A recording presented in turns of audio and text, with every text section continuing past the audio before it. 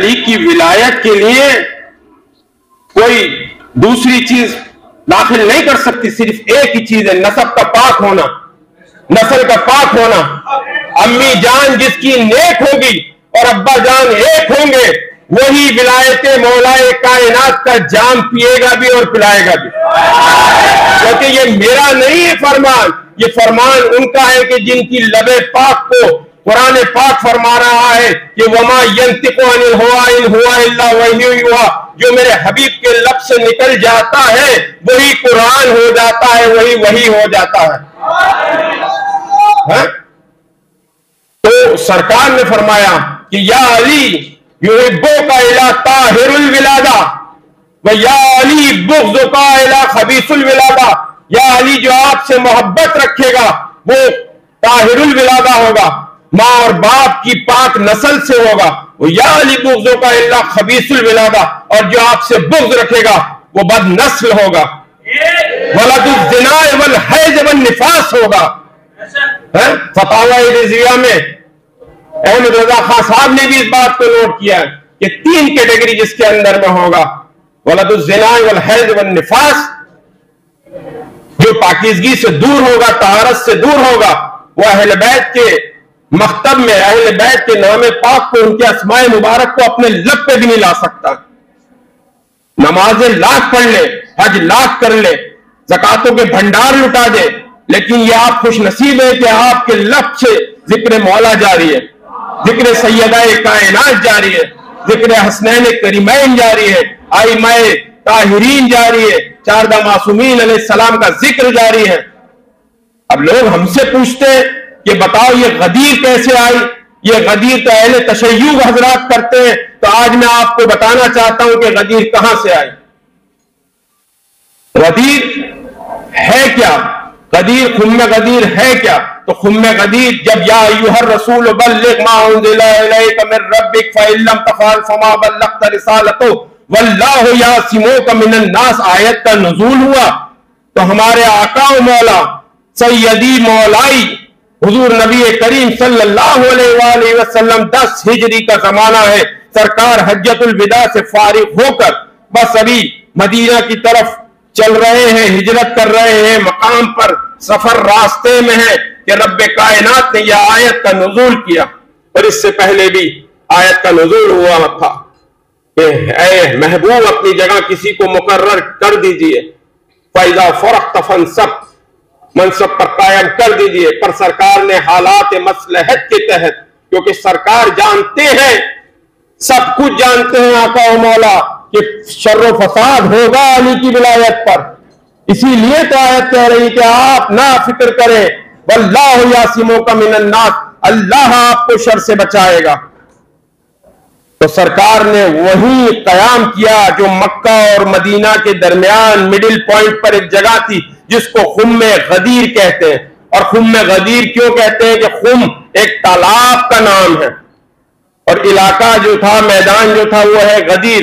اس خم غدیر کے مقام پر حضرت بلال رضی اللہ تعالیٰ عنہ اصحاب باوفا رضوان اللہ علیہ اجمعین کو حکم ہوا کہ صلاۃ کی اذان بلند کرو۔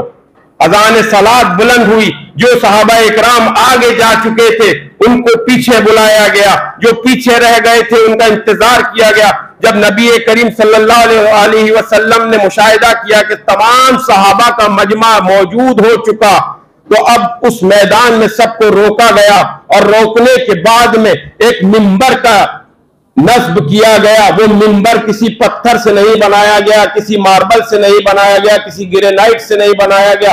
لوگوں کی سواریاں جو تھی اونٹوں کے پالانوں کے تختوں کو لیا گیا، ایک پر دوسرا تختہ، دوسرے پر تیسرا تختہ۔ اس کی وجہ یہ تھی کہ مجمع جمع کثیر تھا سامنے۔ تاریخ میں الگ الگ بیان ہے، لکھا گیا ہے کہ 1 لاکھ کم و بیش 20,000 صحابہ اکرام موجود تھے۔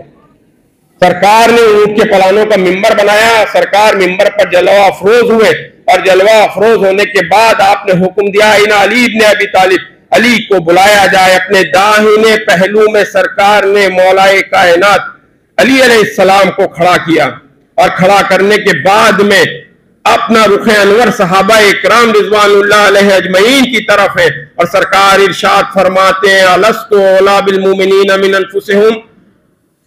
قرآن پاک سورہ احزاب میں ارشاد رب کائنات ہو رہا ہے النبی اولی بالمؤمنین من انفسہم، یہ نبی تمہاری جان پر، تمہارے مال پر تم سے زیادہ اختیار کلی ملکیت رکھتا ہے۔ تو سرکار نے پہلے صحابہ اکرام سے اپنی اس ملکیت کا اقرار لیا، الست اولی بالمؤمنین من انفسہم، کیا میں تمہاری جان پر، تمہارے مال پر، تمہارے ملک پر تم سے زیادہ اختیار نہیں رکھتا ہوں؟ صحابہ نے ہاتھ جوڑ کر کہا قالوا بلا یا رسول اللہ، بے شک آپ ہم پر اختیار ملکیت رکھتے ہیں، آپ ہمارے آقا ہیں، آپ ہمارے مولا ہیں۔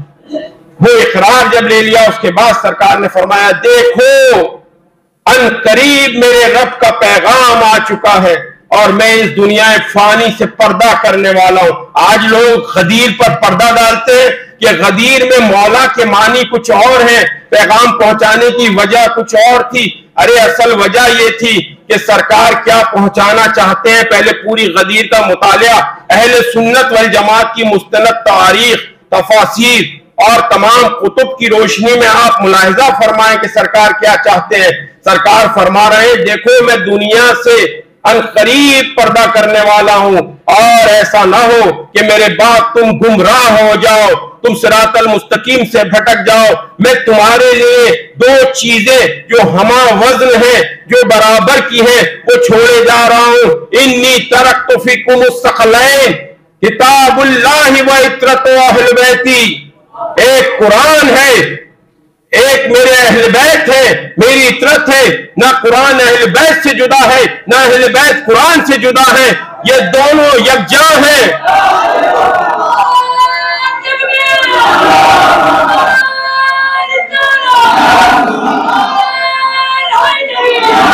علی علی علی علی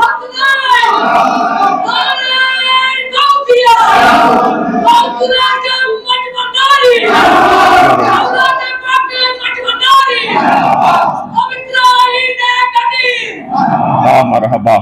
جب تک تم قرآن و اہل بیت کا دامن پکڑے رہو گے تب تک گمراہ نہیں ہوگے۔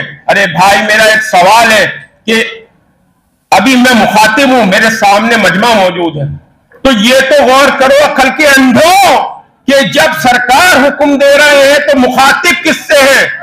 سرکار کے روبرو کون ہے؟ سرکار ختم مرتبہ جناب احمد مصطفیٰ محمد مصطفیٰ صلی اللہ علیہ وآلہ وسلم کے رخ انور کے سامنے موجود ہے صحابہ اکرام، اور سرکار صحابہ سے فرما رہے ہیں کہ میں تمہارے بیچ، میں تمہارے درمیان دو چیزیں چھوڑے جا رہا ہوں، ایک قرآن ہے اور ایک اہل بیت ہے، تم ان کا دامن پکڑنا۔ ارے وقت کی بدبختی تو دیکھو کہ دنیا اہل بیت سے کہتی ہے کہ اہل بیت